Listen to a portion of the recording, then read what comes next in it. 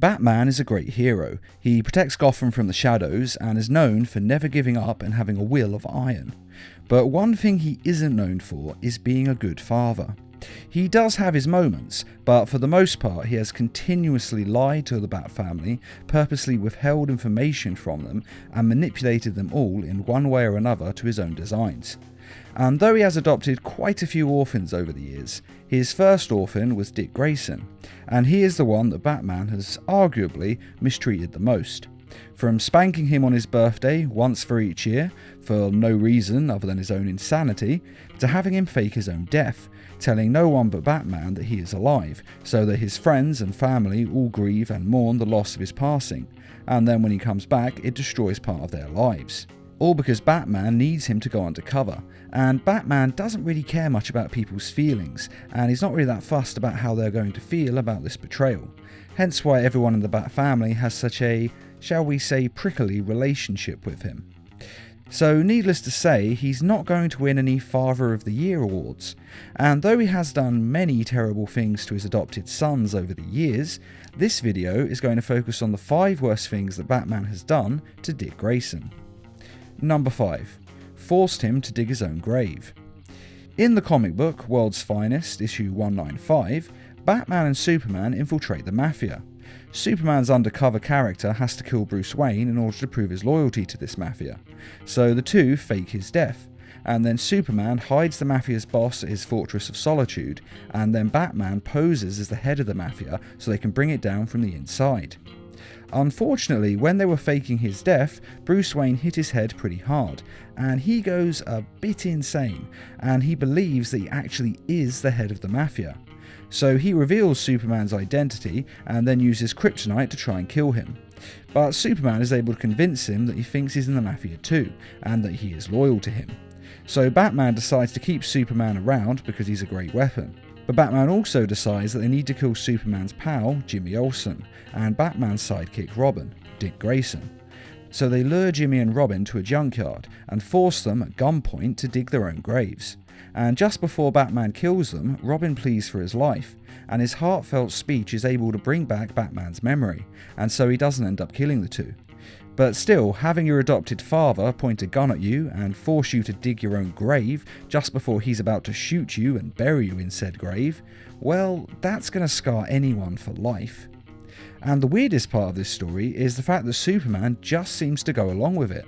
He didn't stop Batman from shooting Robin, and if it hadn't been for Robin's heartfelt speech at the last minute, he would have been shot, while Superman just stood there and watched. Now this would be fine if Superman and Robin had planned this speech, but it doesn't come across like that at all. In fact, it comes across that Superman was literally just waiting for them to get shot, and really it was just good fortune that Robin gave this speech when he did. Number 4. He kidnaps him. Frank Miller's All-Star Batman is something special in its own way. It's so bizarre and weird that it comes across as a parody of Batman, though apparently it's meant to be taken seriously. It has Black Canary watch Batman beat up some bad guys and then set them on fire, which turns her on so much that they end up having sex right then and there by the smouldering corpses of his victims. And the weird part is that is far from the strangest moment in the comic's short run. But one of the oddest and one of the worst things about it is the way that Batman treats Dick Grayson.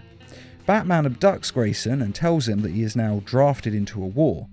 And much like when the government drafts you into a war, you don't have a choice in it. And he takes him back to the Batcave, locks him inside, and tells him that he has to survive there with no food or water, just what he can find in the Batcave, as food will present itself. So basically, he's meant to eat rats to survive, just as Batman once did. Batman even loses it at Alfred just because he gives the poor kid a hamburger and puts a blanket over him, when really Batman should be grateful that Alfred doesn't call child services on him, because he's not even giving the kid a bed, and it's not as though he doesn't have a mansion filled with beds upstairs. Now this isn't the only version of Dick Grayson's character where he's been kidnapped by Batman, but the way Batman treats him in this is definitely the worst he's ever had while being kidnapped by him. After all, in the other versions, at least he let Robin sleep in a bed and eat cooked meals. Number 3. He kills him. In The Dark Knight Strikes Again, we discover that Dick Grayson was fired by Batman years ago for not being good enough, and this, combined with the training Batman put him through, which as we just discussed was pretty rough, and the death of his family, this all sent Dick Grayson somewhat insane. And so after he left Batman, he undergoes radical gene therapy and emerges with superpowers in the form of a healing factor that is so good that even after Batman chops off his head, he is fine, as Dick Grayson just grabs the head and reattaches it to his body. Now that doesn't really make much sense, but then not much of this comic actually made any sense.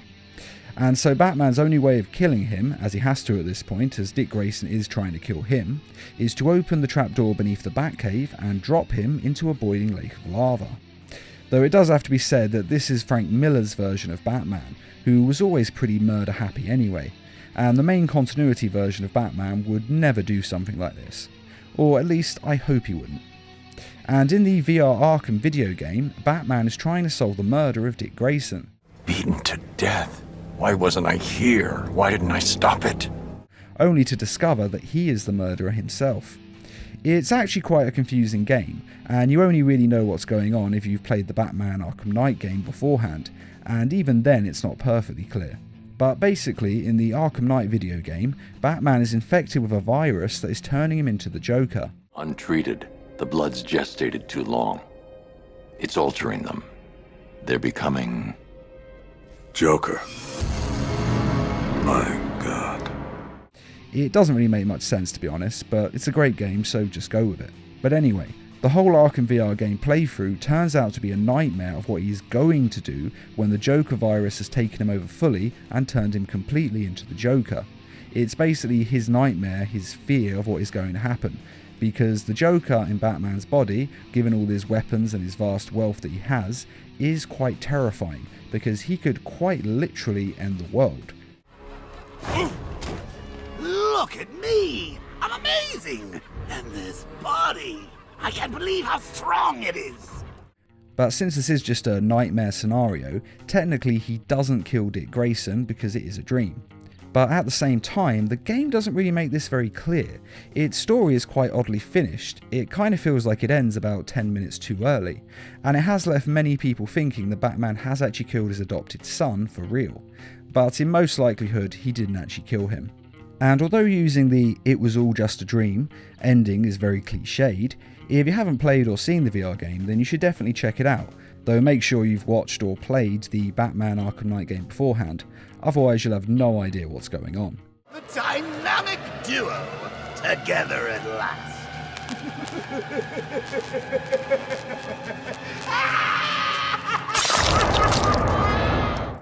And there is of course the Injustice game's death of Dick Grayson, although this isn't really Batman's fault, as it did happen on a mission with him, but there was nothing he could really do to stop it. After all, when you're on mission, accidents happen. Every member knows the risks, Artemis. It is not the first loss we have suffered, nor will it be the last. For the full story of how Dick Grayson did die in the Injustice universe, check out the links in this video's description. Now you may think that Batman killing Dick Grayson is the worst thing that Batman has done to Dick Grayson, but this is comic books, and characters killing each other is not really that big a deal in comic books, because let's face it, they may die, but 6 months later they'll come back to life. So this isn't as bad as number 2. He slept with his ex-girlfriend and he got her pregnant. In the TV show Batman Beyond, Dick Grayson is not present, except for this scene. Hope you don't mind, found this in the closet upstairs. Way retro. Who's DG? But other than that, we never see or hear from Dick Grayson at all. All we know is that something must have happened between him and Bruce that had them break off all ties and never see each other again. But we had no idea why. However, that all changed in the comic book Batman Beyond 2.0, in which we learned that the reason they don't talk to each other is because Bruce Wayne slept with his ex-girlfriend, Barbara Gordon, which is pretty messed up in itself, but he also got her pregnant. And then if that's not bad enough, she then unfortunately loses the baby in a miscarriage. All in all, it's a very traumatic event, and for the full story, check out the links in this video's description. But after all this happened, Dick Grayson never wanted to see Bruce Wayne ever again. And who could blame him? After all, if one of your parents hooked up with the love of your life, would you ever be able to forgive them? Let alone if they got pregnant. Number 1. He made him into Robin. Superheroes exist in comics and movies and TV shows, in which the sole purpose of them is to entertain. As such, they aren't meant to be taken too seriously. Namely, they're not made to encourage small children to go outside in a fancy dress costume and fight mentally ill criminals who have knives, guns, and other deadly weapons. Because in real life, the child would be dead in seconds, and if not dead, then they'd at least be seriously hurt and scarred for life. And that's why a person should never let a child be a superhero. It's dangerous beyond reason. And that's why you don't see firefighters and policemen who are children. It's just a bad idea. Especially for the Bat family, who seem to have had more injuries than most superhero groups do. Over the years, Dick Grayson has died, several times as mentioned, Damian Wayne has died, Jason Todd has died, Tim Drake has died, Barbara Gordon has been paralysed from the waist down, Alfred has had his hand cut off, and that is only scratching the surface of the tragedies of the Bat family. And though Robin is one of the most popular sidekicks and superheroes that there are, children still shouldn't become vigilantes. And all the grief and anguish that Dick Grayson has suffered over the years could have all been avoided if he hadn't put on the Robin costume and instead seen a psychologist and got on with his life. Because after watching your entire family die, you probably need some counselling. Now admittedly, in some versions Batman didn't want Dick Grayson to be Robin, but he still never really stopped him from the life, and he really should have at least stopped him until he was an adult. After all, once he's grown up, it's his choice, but until then, he shouldn't have been allowed to be a superhero. Now, in some respects, this may not seem as tragic as some of the other things on this list, but this decision is what led to the rest of this list, and it is all Batman's fault, as he could have helped Dick Grayson to lead a very different life very easily. After all, he's a very rich man, and Dick Grayson is a very intelligent man. Put those two things together and he could have done anything with his life, and he could have had a life free from psychopaths and violence.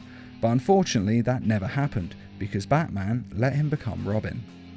And one other thing that bears a mention is the time that he erased Robin's memory and sent him back to the orphanage.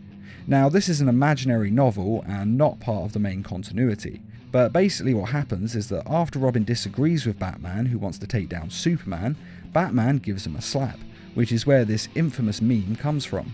And after he slapped him, he put him in a machine to erase his memories, so that he forgot all about being Robin, all about Batman, and all about Bruce Wayne. He basically erased all his memory, apart from the most recent one, which would of course be the death of his family.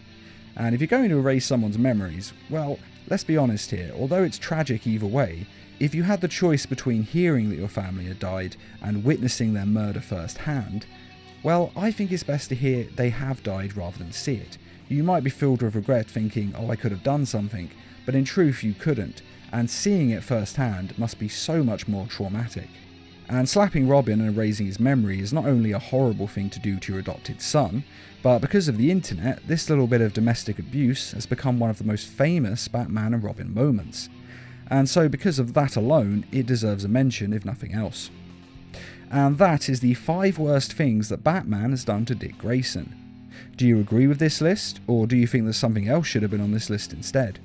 And which one of these do you think is the worst thing that Batman has done to Dick Grayson? Be sure to let us know in the comments, and I'd just like to say a quick thank you to those who made this video possible by donating to Needle Mouse Productions page on Patreon. Patreon is a crowdfunding site that is helping us to bring you more videos each week and to raise funds for adapting comic book stories into short animated films. If you're interested in donating or just want to find out more, a link is in this video's description. And as always, thanks for watching, and feel free to subscribe, share, like, and comment.